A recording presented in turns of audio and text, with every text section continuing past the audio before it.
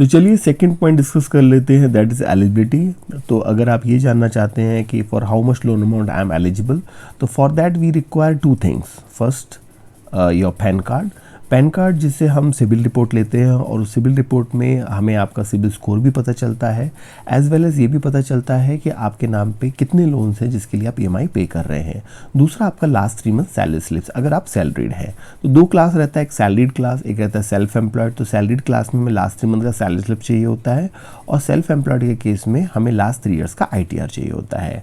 अगर आप कोई एप्लीकेंट के संग जा रहे हैं और उनका भी सैलरी इंक्लूड करना चाहते हैं, मतलब उनका सैलरी के संग आप एलिजिबिलिटी चाहते हैं, तो आपको उनका भी लास्ट 3 मंथ का salary slip plus pan card या लास्ट 3 ईयर्स का आईटीआर और पैन कार्ड देना होगा। तो if you want to know your eligibility कि आप कितने लोन अमाउंट के लिए एलिजिबल हैं, तो आप ये स्क्रीन पे दिए गए इस नंबर पे आप व्हाट्सएप मैसेज या मेल करके मुझे भेज सकते हैं, so that I can help you to know your eligibility. बाकी अगर नॉर्मल वे में देखा जाए तो देखिए, अगर आपका सालाना, इफ़ यू आर सैलरीड, अगर आपका ईयरली 10 लाख से ऊपर एनुअल इनकम आता है तो हम 75% लेते हैं if your CIBIL score is more than 750। तो 75% ऑफ द नेट, जो अभी आपका नेट टेक होम है, हमें ग्रॉस से मतलब नहीं रहता है, जो भी डिडक्शन होने के बाद आपके अकाउंट में आ रहा है नेट। तो खैर eligibility that I will find out, because वो तो लंबा कैलकुलेशन है, आपको कैलकुलेशन करने का ज़रूरत नहीं है। तो एलिजिबिलिटी इस तरीके से हम बता सकते हैं कि आप की सैलरी के अकॉर्डिंग या आपके जो आईटीआर के अकॉर्डिंग कितना लोन अमाउंट आपको एलिजिबल है। दूसरा कि देखिए, ये तो हो गया एलिजिबिलिटी। दूसरा भाई, आपका जो प्रॉपर्टी वैल्यू, सपोज करिए कि आप एक फ्लैट परचेज करने जा रहे हैं जिसका वैल्यू जो है 1 CR है और आपकी जो सैलरी है वो उतना है कि आपको 5 CR तक एलिजिबिलिटी आ रहा है। तो इसका मतलब ये नहीं है कि 1 CR की प्रॉपर्टी है तो आपको 1 CR का लोन मिल जाएगा। आप जो प्रॉपर्टी लेने जा रहे हैं, जो फ्लैट लेने जा रहे हैं, उसके अगेंस्ट हम कितना फ़ंड कर सकते हैं। तो देखिए, एसबीआई में अगर एसबीआई की बात करें तो इंक्लूडिंग इंटीरियर आप 90 to 95% तक भी ले सकते हैं। तो उसके बारे में डिटेल में मैं आपको, अगर आप मुझे पूछते हैं तो मैं आपको बताऊंगा कि आपका प्रोजेक्ट वैल्यू क्या है और कितना है। बट ओवरऑल जो रहता है फंडिंग का, अगर मैं यहाँ इंटीरियर की बात ना करूँ, विद इंटीरियर तो हम 90-95% तक देते हैं। अगर मैं बात करता हूँ नॉर्मली कि आपको इंटीरियर नहीं कराना, सिर्फ और सिर्फ आपको फ्लैट परचेज़ के लिए या फिर मान लीजिए कोई इंडिविजुअल हाउस है उसे आप सेल कर रहे हो उसके लिए चाहिए, तो इसमें 3 फैक्टर रहते हैं। देखिए, ये कि भाई अगर आपकी प्रॉपर्टी वैल्यू 1 CR के ऊपर है, ठीक है, आपको लोन अमाउंट 75 लाख के ऊपर चाहिए, तो we'll fund 75% of the property value. Suppose करिए कि 1.50 CR का या 2 CR का अगर आपका प्रॉपर्टी वैल्यू है तो 75% उसका आपको फंड हो जाएगा। ध्यान रखिएगा कि मैक्सिमम जो है 90 to 95% तक भी दे सकते हैं, बट उसमें इंटीरियर का आएगा अमाउंट आप ही के अकाउंट में, बट हमें एज अ इंटीरियर कि भाई आप इंटीरियर के लिए भी ले रहे हैं वो कंसिडर करना होगा। और अगर आपका यहाँ ये पार्ट हो गया कि अगर आपका प्रॉपर्टी वैल्यू 1 CR के ऊपर है तो 75% ऑफ द प्रॉपर्टी वैल्यू। अगर आपका लोन अमाउंट का रिक्वायरमेंट 30 से लेकर के 75 लाख के बीच में है, या फिर आप कह सकते हैं कि आपका प्रॉपर्टी वैल्यू 80-90 कुछ इस तरीके से है, तो उस केस में हम 80% of the property value fund करते हैं। और अगर आपका लोन रिक्वायरमेंट सिर्फ 30 लाख तक के अंदर है और आपका प्रॉपर्टी वैल्यू आपका 32 लाख या 33 लाख है, तो हम 90% of the property value fund करते हैं। तो 3 स्लैब है। एक ये कि अगर आपका 30 लाख तक के अंदर लोन आपको चाहिए तो हम उस केस में 90% of the property value consider करते हैं विदाउट इंटीरियर। अगर मान लीजिए आपका जो लोन अमाउंट है वो 30 से 75 के बीच में चाहिए, तो जो भी प्रॉपर्टी वैल्यू है उसका हम 80% कंसिडर करते हैं। मान लीजिए आपका प्रॉपर्टी वैल्यू है 80 लाख या फिर 90 लाख, तो हम उसका 80% लेंगे और उतना आपको लोन एलिजिबल होगा।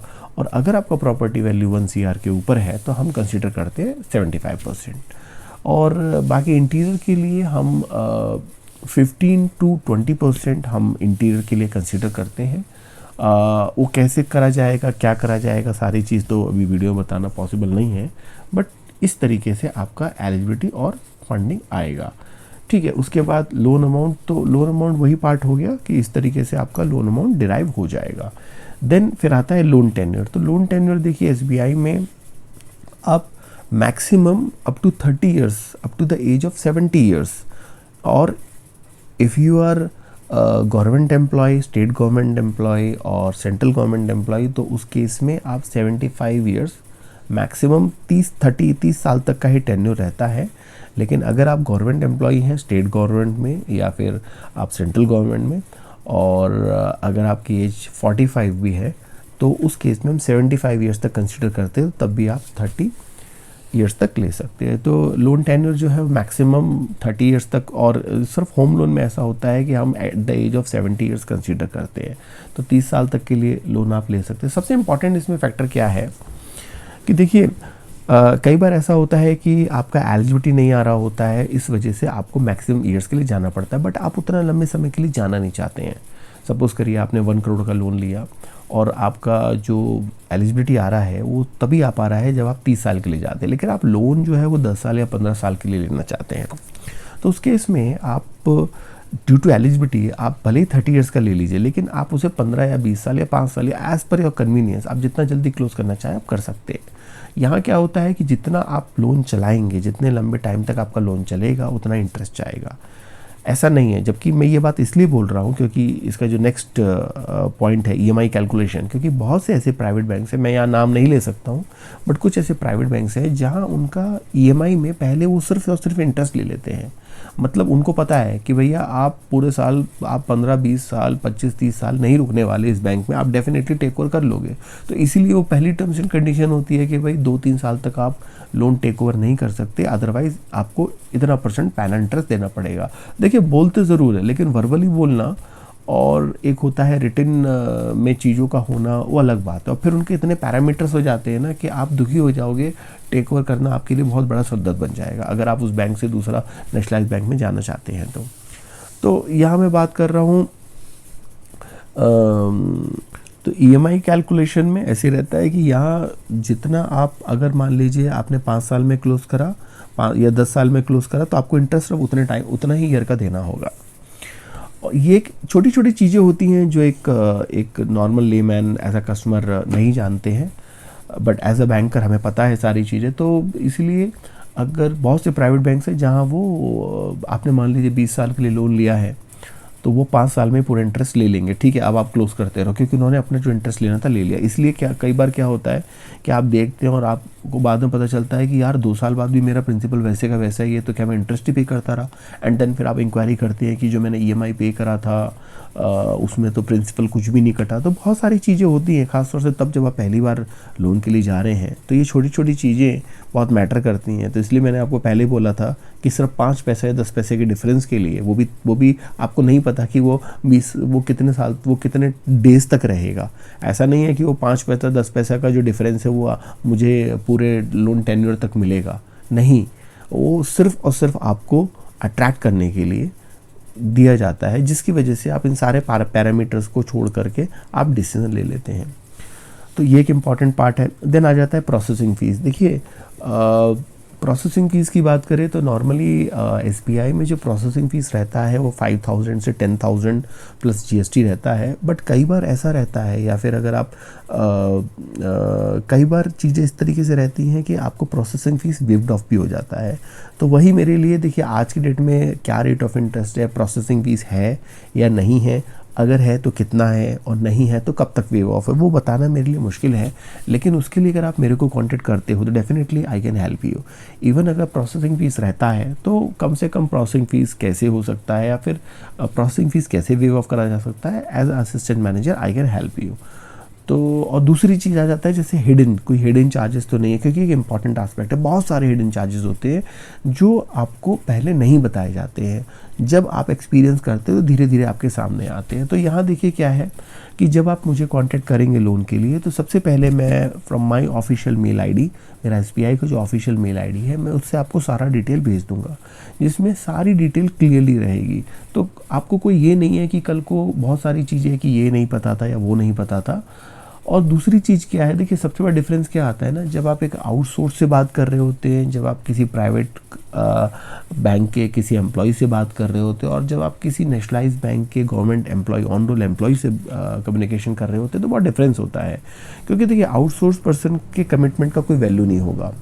अगर मैं बात करूं कि अगर कोई प्राइवेट बैंक के एम्प्लॉय है तो आपको पता है वो कभी भी छोड़ के जा सकता है, लेकिन जब आप बात करते हैं किसी गवर्नमेंट एम्प्लॉय या फिर नेशनलाइज बैंक के ऑनरोल एम्प्लॉय से, तो अगर वो जो कमिटमेंट कर रहे हैं उनके कमिटमेंट का वैल्यू होता है कि अगर मैं कोई चीज़ आपको अपनी ऑफिशियल मेल आईडी से भेज रहा हूँ तो इट मीन्स अ लॉट। तो आप कल को उस चीज़ के लिए पूछ सकते हैं, आप बोल सकते हैं कि मुझे कमिट किया था and I am eligible for this one. तो यहाँ बहुत सारी चीज़ें हैं, जो भी सारी चीज़ें रहती हैं कि कोई भी हिडन चार्जेस नहीं है। इवन जब आप मन करे आप अपना प्रीपेमेंट कर सकते हैं, इवन आपको अगर क्लोज़ करना है लोन तो आप क्लोज़ कर सकते हैं। तो ऐसा कुछ नहीं है कि भाई अगर आप मान लीजिए आपने लोन लिया और आप 30 साल के लिए और आप खुद से अगर आप उसको 5 साल में क्लोज़ करना चाहते हैं तो कोई चार्जेस है या फिर ऐसा ऑब्स्टिकल है कि भाई आप नहीं कर सकते। नहीं, यू आर फ्री टू पे और लोन अकाउंट आप अपने लोन अकाउंट में पे कर सकते हैं कितना भी अमाउंट, और आप अगर क्लोज़ करना चाहते हैं तो कर सकते हो। ये सारी चीज़ें मेल पे आपको रहेंगी। देन फिर बाकी टैक्स बेनिफिट्स हो गए, लोन अप्रूवल टाइम। अब सबसे इम्पोर्टेंट आ जाता है कि भाई पूरे प्रोसेस में टाइम कितना लगेगा। तो देखिए ये एक इम्पॉर्टेंट सवाल है, ख़ासतौर से अगर मैं बात करूं कि भाई जब आपके दिमाग में आता है नेशनलाइज बैंक, SBI, तो टाइम कितना लगेगा। बिकॉज एज अ मैनेजर मैंने ये देखा है कि बहुत से लोग, चाहे वो बड़ी कंपनी में जॉब कर रहे हों या गवर्नमेंट एम्प्लॉय हों, उनका पहला जो उनका एक बैंक रहता है वो SBI रहता है हमेशा। लेकिन उनके दिमाग में, दिल में ये डर रहता है कि कितना टाइम लगेगा, कहीं ऐसा तो नहीं कि ज़्यादा लंबे प्रोसेस के चक्कर में मेरा डिले हो जाए या कितने डॉक्यूमेंट्स मांगेंगे, ये सारी चीज़ें रहती हैं। तो देखिए यहाँ अगर 2 चीज़ें रहती हैं। पहला ये है कि भाई जो भी आप प्रॉपर्टी लेने जा रहे हैं वो आपका SBI से अप्रूव है या नहीं है, क्योंकि ये भी एक इम्पॉर्टेंट आस्पेक्ट आ जाता है कि SBI अप्रूवल। और हर किसी के लिए पहला रिक्वायरमेंट रहता है कि भाई ये so and so property whether it is approved by SBI और नॉट। तो अगर वो SBI से ऑलरेडी अप्रूव्ड है तो it will take hardly 5 working days once you submitted all the documents. Condition apply, एक बार अगर आप सारा डॉक्यूमेंट सबमिट कर देते हैं और अगर वो प्रॉपर्टी SBI से अप्रूव्ड है so hardly will take 5 working days, ठीक है। बट अगर वो SBI से अप्रूव नहीं है या SBI का अप्रूवल एक्सपायर हो गया है तो उस केस में हमें इंडिविजुअल लीगल वैल्यूएशन करवाना होता है, जो कि हम अपने कस्टमर के सेफगार्ड्स के लिए, कस्टमर की बेनिफिट के लिए, कस्टमर के उसके ये इंश्योर करने के लिए जो भी प्रॉपर्टी वो लेने जा रहे हैं वो लीगली परफेक्ट है। उसके लिए we need to get it the legal and valuation done from our empanelled lawyer and valuator, जिसका चार्जेस कस्टमर को पे करना होता है। तो जो स्टैंडर्ड चार्जेस आता है कि लीगल का जो standard charges with EC that is 3500, जो कि आपको डायरेक्टली लॉयर को पे करना है, और वैल्यूएशन का charges that is 3000 up to 1 CR के लोन तक के लिए एक लीगल और एक वैल्यूएशन की ज़रूरत होती है। जबकि अगर आपका लोन अमाउंट 1 CR के ऊपर है तो हमें 2 अलग अलग लॉयर से 2 लीगल चाहिए, 2 अलग अलग वैल्यूएटर से वैल्यूएशन चाहिए। अब ऐसा नहीं है कि लीगल वैल्यूएशन के लिए आप परेशान हो रहे हो, आप ढूंढ रहे हो कौन लॉयर है कौन वैल्यूएटर, नहीं, everything will taken care by us, by me. जो भी हमारे SBI के पैनल लॉयर है, वैल्यूएटर है, हम उनसे लीगल वैल्यूएशन कराएंगे। The only thing is that जो भी चार्जेस है यू हैव टू पे टू देम। तो ये जो चार्जेस है ये मैंने SBI स्टैंडर्ड चार्जेस जो रहता है, और ये चीज़ भी आपको मेल में रहेगी।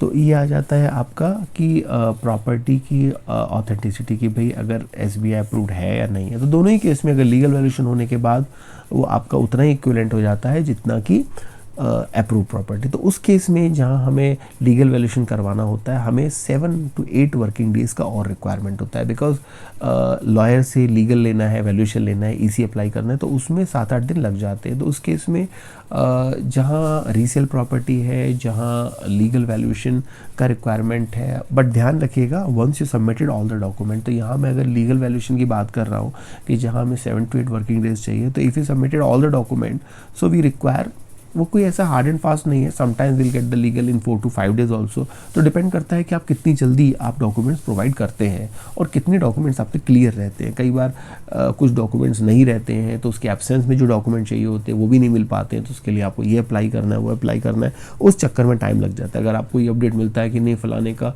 उतना टाइम लगा था लीगल वैल्यूएशन में। और दूसरी इंपॉर्टेंट चीज़ क्या है ना कि आप देखिए, आप SBI के लिए आ रहे हैं, आप किसके थ्रू आ रहे हैं, दैट इज़ वेरी इंपॉर्टेंट। क्योंकि देखिए एक ऐसे व्यक्ति के जिसको नॉलेज है, जो एसबीआई का एनरोल्ड स्टाफ है, जिसको पता है ईच एंड एवरीथिंग ही नो, तो वहाँ चीज़ें डिफरेंस आ जाता है। अगर आप ऐसे व्यक्ति के संग जा रहे हैं जो ना तो एसबीआई का स्टाफ है, ना जिसको नॉलेज है, जिसका प्रोफेशनल एटीट्यूड भी नहीं है, तो डेफिनेटली आपको सफ़र करना पड़ेगा। तो ये एक इम्पॉर्टेंट एस्पेक्ट आ गया। देन लोन ट्रांसफ़र का, जैसे कि मैंने कहा था कि अगर आप गूगल पे देखेंगे तो एसबीआई मतलब एक ऐसा बैंक जिससे बहुत कम या ना के बराबर लोगों ने उस बैंक से लोन ट्रांसफ़र कराया होगा तो वो एसबीआई है। कि एसबीआई से कोई जाता नहीं है, बल्कि सारे जो जितने भी मोस्टली प्राइवेट बैंक से बाकी होते हैं, मोस्टली वो लोग एसबीआई के लिए आते हैं। तो लोन ट्रांसफ़र में आपको लॉस ये है कि आपको जब आप एक बैंक में लोन लेते हैं तब आपको वहाँ मॉर्गेज चार्जेस पे करना होता है, और फिर आप जब ट्रांसफ़र करा करके एसबीआई में आते हैं तो फिर वहाँ भी आपको चार्जेस, मॉर्गेज चार्जेस पे करना होगा। तो इसलिए बेहतर है कि बाद में आने से बेहतर है कि आप पहले ही डिसीज़न अपना सही लें। बाकी ये आ जाता है कि और कोई चार्जेस, बाकी सारी चीज़ें हैं कि भाई आफ्टर लोन कि उसके बाद का क्या प्रोसेस है, तो वो भी सब मैं आपको बता देता हूँ। तो ये एस्पेक्ट हैं जिसके बारे में उम्मीद करता हूँ कि मैंने बता दिया होगा।